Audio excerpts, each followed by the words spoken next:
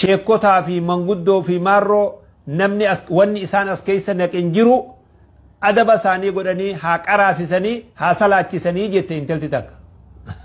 Miskiina wallaahi. Akkamii akka garaa jabaatte intala tiyya.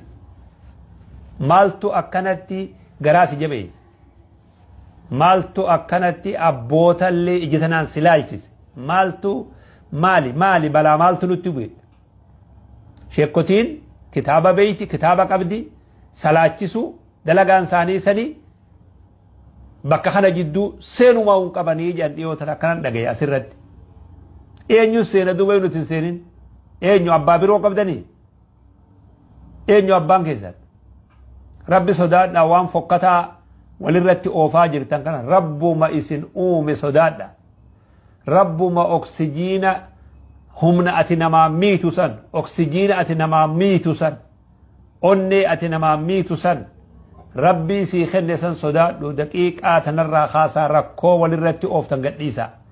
Nama harka keeysan jiru harkaan qabdan hunda gadhiisa.